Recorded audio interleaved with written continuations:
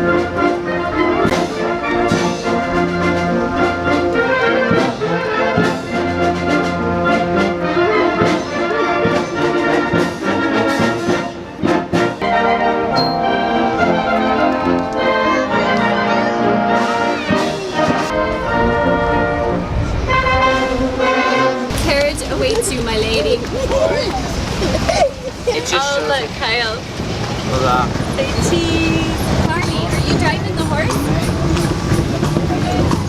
Cindy, what do you think? This is pretty darn awesome. You like it? What do you like about it? I don't know, it's just cool because it reminds me of all those fairy tales like Cinderella and the one about the fox.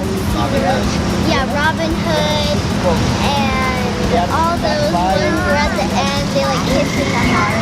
Yeah, it's a mommy, this horse is fine. The horse is what? The horse is fine. Whoa.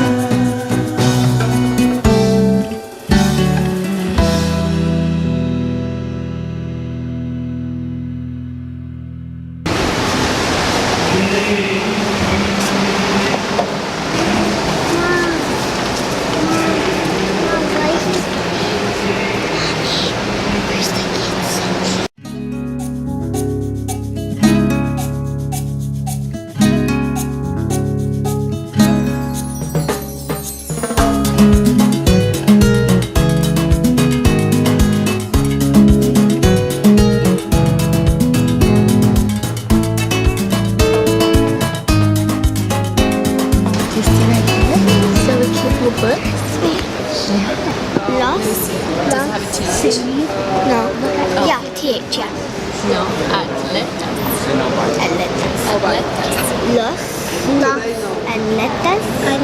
Atletas. Good job.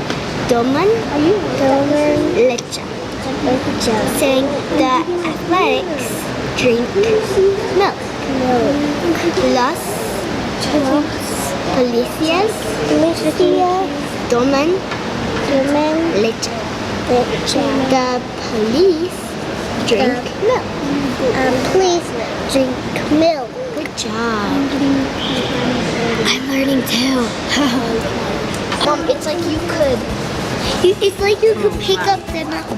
Mom, it's like you can pick them up. Mom, it's like you can pick them up. What does E? What is Y?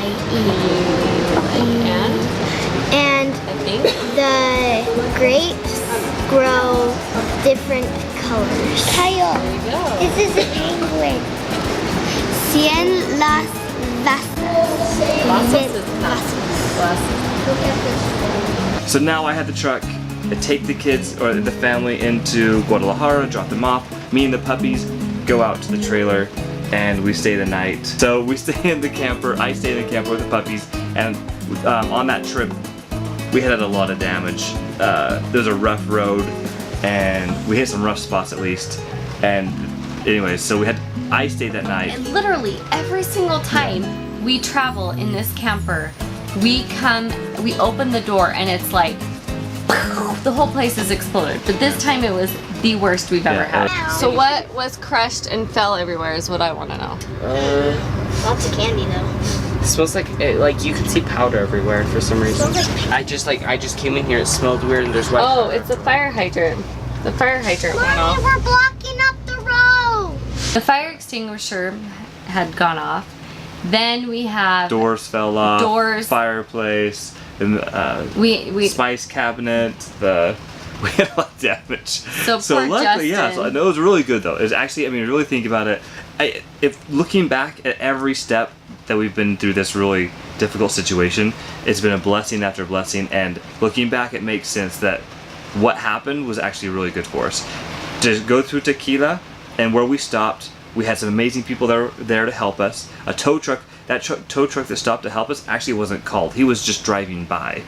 Oh, are you really serious? And he was a diesel tow truck, not like a little itty bitty tow truck, but a diesel tow truck with this big unit we needed. He flips around, hooks up, pulls us straight, and he had to continue on to his job. So he left us there, but it was like a total miracle that he had showed up. And then we get to Roca Azul, and it was amazing because we met all these people. We met this gentleman that knew a guy who towed campers our size, which no one has fifth wheel connections down here. Not even the farmers. I think that's the reason why we had to go to Roca Azul and spend that awful night there, is just so that that's we what could I'm saying. I get a hold of this gentleman who's going to tow the camper, and he shows up in a 1990 Ford F350 with a 7.3 liter engine. That's all? No, it's a nice truck, right? I thought Don't it get me was a wrong, tow truck. but it's an old truck. No, it was a regular truck. It has a fifth wheel Oh. adapter in it, and he was very confident in the truck, and it worked. However, he hooks up, and the front end of our camper is about an inch off the ground. Just it drops him, and his truck drops. We're driving in the V, and he was very worried, but he kind of kept the face. Oh no, senor, we're fine, senor. So we pull out, and we hit the freeway, and within a mile, his truck overheats. It's just pouring smoke. He was supposed to show up at 5. So this is coming from all the Mexican mechanics and everyone we show up or we speak to. They tell us, listen, if a Mexican tells you down here, if he tells you an hour, it's going to be a day. If it's a week, it's going to be a month. So just be very, very patient. So I had to. I got a taxi or Uber, and I went out to Tequila, where I met the driver. About 8:30, we actually hit the road. Very slow process because we have a bunch of mechanical issues. We actually had to lift up the stilts on the camper, which gave us an extra 2 inches. And we finally make it to not Roca Azul. Where are we now? Via Corona. And this is Chamulca RV Park. Which we're gonna do. It's actually really neat because our RV park where we are, there's a water park right next to us. It's all part of the same thing. So it's really fun with the kids. But we get here about 2:30, and after all that work to get us here, 2:30 in the morning. 2:30 in the morning. So him and he shows up with his cousin in a like a butcher van. It was like this 1970s Chevy van, which my family and I used to own. It was really fun. But anyways, it's really scary. I thought it was they're gonna take me off in the desert, kill me, and take the camper, because he just followed me. He followed us everywhere. But so 2 of them, the 2 vehicles, from 8 or 7:30 till 2:30 at night. They get us here. They set me up. 2:30 in the morning. Yeah, 2 in the morning. They backed me in. They set me up. They put all the cords up. They had some adapters which I needed. Which he had a 110 adapter. I was like, I can't be here because I only have 30. He's like, oh, I have an adapter. I was like, you have an adapter? Yeah. He pulls out. It's brand new. He's like, yeah, I carry them. Okay. Long story short, it was hellacious. Totally hellacious. It was But awful. the blessings were there. And the other thing that is coming out of this is we now have an amazing video that we're going to make about what to do and what not to do when traveling with your family in Mexico. We have a book that we can write on this topic now. So